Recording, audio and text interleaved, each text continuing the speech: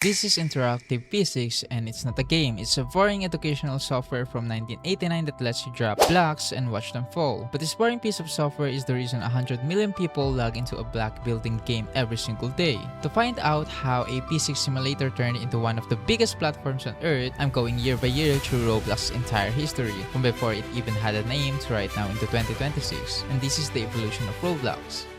Let's start in 1989. David Baszucki makes Interactive Physics, a program that lets students build machines, crash cars into walls, and watch the physics play out. It's meant for classrooms, but David notices something. The kids don't just want to watch the simulation, they want to build their own. They want to break it, remix it, and show their friends what they made. That one observation basically writes Roblox's entire mission statement 11 years early. People don't just want to play, they want to create. And in 1998, David sells his company, Knowledge Revolution, for around $20 million. He becomes vice president at the company that buys him out. Could have just stayed there, big title, safe paycheck, instead he leaves. Him and his old partner Eric Castle want to build something new, not another tool for classrooms, but a place where the player becomes the developer.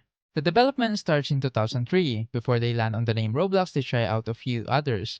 GoBlocks, Dynablocks, even eBlocks. None of them stick. Eventually, they smash two words together, robots, blocks, and Roblox. Simple, and it's easy to remember, and the domain was actually available. So on March 23, 2004, Roblox Corporation is officially founded. And I need you to understand how little this looked like the Roblox you know. The logo was different, and the client was bare bones. There were barely any players. People were just pushing blocks around and watching them collide. It's less game and more science for a project that got out of hand. 2005 is alpha testing, tiny community, a handful of accounts that are now considered Asian artifacts.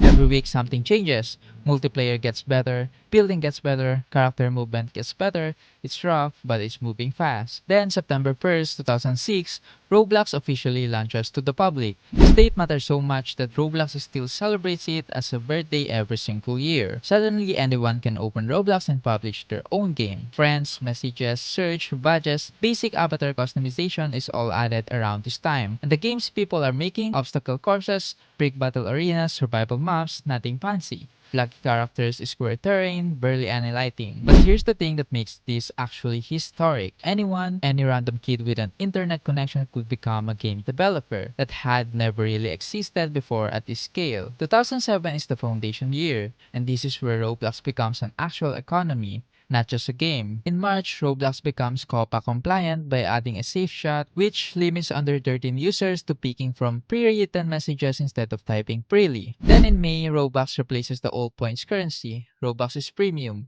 You have to pay for it. And in August, a second currency called tickets or ticks gets introduced. And unlike Roblox, you can earn ticks for free just by logging in every day or getting 10 ticks per visit if your game is exclusive to Builders Club members. And speaking of which, Builders Club also launches in August 2007, Roblox's first paid membership tier. 2008 and 2009 are pure growth. Better avatars, more hats, faces, different heads, more clothing options. Avatars start looking closer to what you have recognized today. And in 2010, Lua scripting starts getting discovered by builders, and the front page becomes genuinely competitive.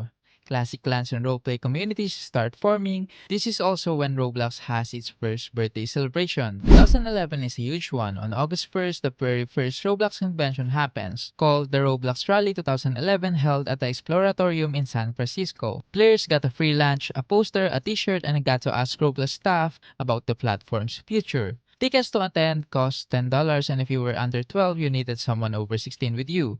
And this is the first time Roblox feels like a real community with a real in-person presence and not just a website. And in December 2012, Roblox launches mobile support for the very first time, opening the platform up to a completely different scale of audience. 2013 might be the single most important year in Roblox business history, and also the saddest. On February 11, co-founder Eric Castle passes away after battling cancer. The guy who helped build the entire foundation of this platform isn't around to see what it becomes. But later that year, on October 1st, 2013, Developer Exchange launches. DevX lets developers with enough Robux actually cash it out for real money. And this literally changes everything. Making Roblox games stops being a hobby and starts being a career. Teenagers are quitting part-time jobs to build games full-time.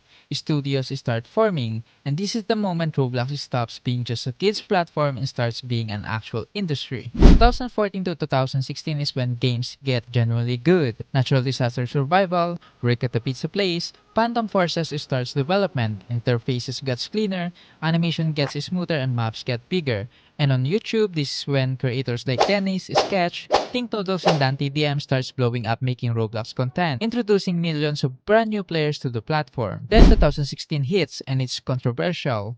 On March 15, David Baszucki announces that tickets are getting removed in 30 days. A lot of longtime players are furious. Tics had been a part of Roblox identity since 2007. And on April 14, 2016, Tics officially gets removed, alongside a new trade currency system. Roblox also launches on Xbox this year, and R15 avatars get introduced, giving characters way more realistic movement than the old R6 rig. This year is basically the hard cutoff between old Roblox and modern Roblox. And in 2017, guest accounts, the old way anyone could play without an account, get removed entirely. The forums get shut down, and the logo gets redesigned. And Jailbreak releases, becoming one of the biggest games Roblox has ever seen. And this is the year Roblox starts actually looking like the platform we recognize today. 2018 filtering enabled becomes the standard, making exploiting a lot harder. Adapme starts exploding. Simulator games completely dominate the front page. Egg hunts become one of the biggest yearly events on the platform. 2019 might have the most changes packed into a single year. Builders Club gets removed entirely, replaced by Premium, and user-generated catalog or UGC launches, meaning regular players can finally design and sell their own hats and accessories instead of only Roblox making them. Throughout 2018 and 2019, tons of fan-made games gets taken down for copying big franchises, like Pokemon and the original Shinobi Life, which eventually gets rebranded as Shindo Life to survive. It's part of the reason games today have names that are just slightly different from the anime they have clearly based on. Black Fruits wouldn't exist the way it does if the developers hadn't learned that lesson. 2020, the pandemic changes everything for the entire world, but especially for Roblox. Millions of people are suddenly stuck at home, and Roblox player counts explode to numbers nobody predicted. Virtual concerts starts happening inside the platform. Lil Nas X actually performs live inside Roblox. Adapme hits record-breaking numbers, and Brookhaven launches, instantly becoming one of the biggest roleplay games ever made. Also somewhere in 2020, the branding quietly changes from all caps Roblox